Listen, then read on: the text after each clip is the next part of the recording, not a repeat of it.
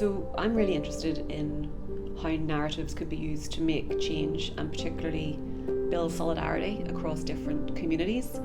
So coming from Northern Ireland and the work that I do with Act Now, which is digital campaigning, I see people come together across difference all the time to, lobby for changes that they all want. Things like, your child's future or a clean environment. These are things that we all share, but we don't seem to tell the story of that very much. We're not really reflecting that back to people. And when we spoke to people, when we were developing a project around narratives, about what was the story they told themselves or they thought about living in Northern Ireland or about Northern Ireland, and they talked about it being dysfunctional, being a problem child, about, being, unfixable in many ways. And so that was really interesting to see that is the narrative, for good reason, that people have. But like anywhere, Northern Ireland is a complex place, and one of the characteristics of it is that it's always had a really strong civil society and community grassroots group network that have done really innovative things, in very tight spaces.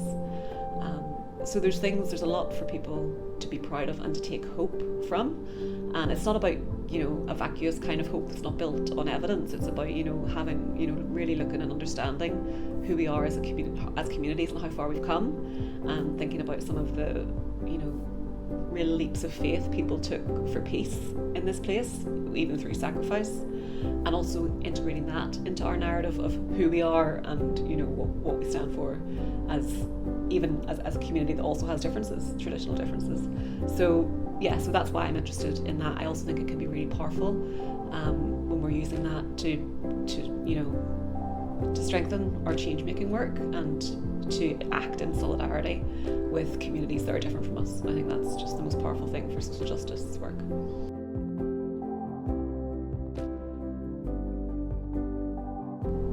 So my work, I've always preferred to work with people, with grassroots groups, with communities who are looking to make a change in their own areas or in something that impacts them. I think when you work like that, you get access to a level of experience and expertise that comes through having direct experience of how government policies actually impact on the ground. That's really precious and very valuable. So I feel like that's a huge benefit from doing that level of work, and also working alongside communities who are building their own struggle, building their own strategies for change. It's a real privilege, it's a real privilege to be able to be part of that work and support it, and hopefully then connect it with other groups that are doing similar work, whether it's in Ireland, internationally. Some of the groups that we've worked with in Northern Ireland and in Belfast, their stories and their campaigns have travelled all the way to the United Nations, and they've made change at that level, and United Nations experts have been very interested in supporting that work because they're giving substantial content to what can be seen as, in human rights terms, very vague standards and obligations, so they're showing how something like human rights can work on the ground, and that's needed right now, to take those kind of standards from the books and put them into the streets and see what happens. And for the work I do now in Act Now, again, what we're trying to do with Act Now is we know that people across Northern Ireland care a lot about what happens to the place, to their families, to their friends, their neighbours. Our political system and the divisions that we hear in the media a lot tend to overshadow that. A lot of people wouldn't see themselves necessarily as activists, but they do really care about things, and what we're trying to do is give people who have busy lives an opportunity to be part of making change.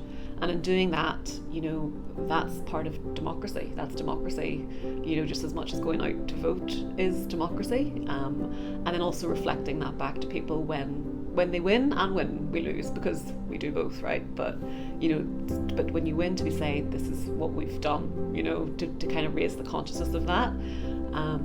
And I think that's really important for lots of reasons. Obviously, it's about building democracy and faith in democracy. It's about getting the campaign win. It's also about instilling hope and kind of trying to inoculate against the kind of despair, against hopelessness, because we're seeing in this day and age how that can be manipulated by bad actors who are intent on disruption, intent on sowing extremism. So that work is has a consequence on lots of levels around peace building, around extremism, and around people getting changes that they want to see.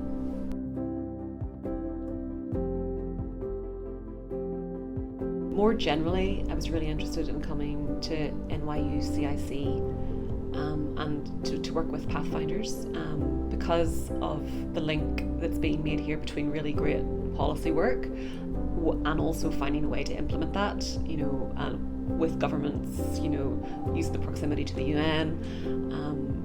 So that I think is not that common, and that's why I was really interested in being part of this work here and coming here.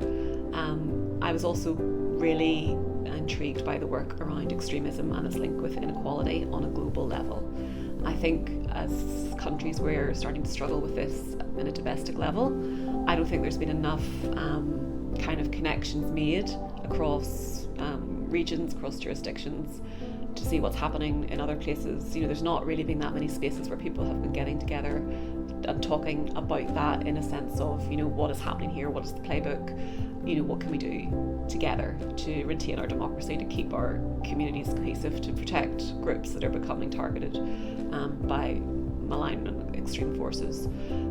So I think to have that global perspective was very, very interesting to me. We're starting to do some work on this in the north, and while this is the perfect time for me to be able to come to learn from people here like Raquel, who are doing that great cutting edge work, so that hopefully I can take that back and feed that learning back into the work that we're going to be doing for the next year or so.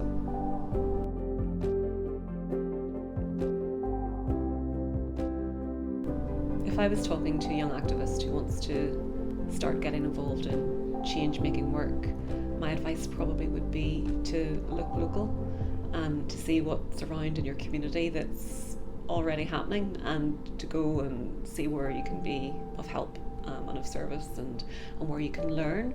Because I think activism and change-making work, if you're going to do it well, you need to be learning all the time and challenging yourself all the time. This is where we develop, and this is where we grow. And I think to be getting into that habit at an early age, because also remembering that you'll teach, as a young person, you'll also teach and you'll bring things to that space as well. But I think, just start local and see what there is, and also to remember there's so many different ways, I think, to help or to do this kind of work. A lot of people work in community gardens, some people work in policy, some people work in youth clubs, all with a very similar lens, and it's still the same kind of spectrum of how do we make this place better for future generations. So there's all kinds of different skills that can be involved in that kind of work, and sometimes it takes a while, I think, to settle on the one where you're most comfortable, and that might change over your life as well.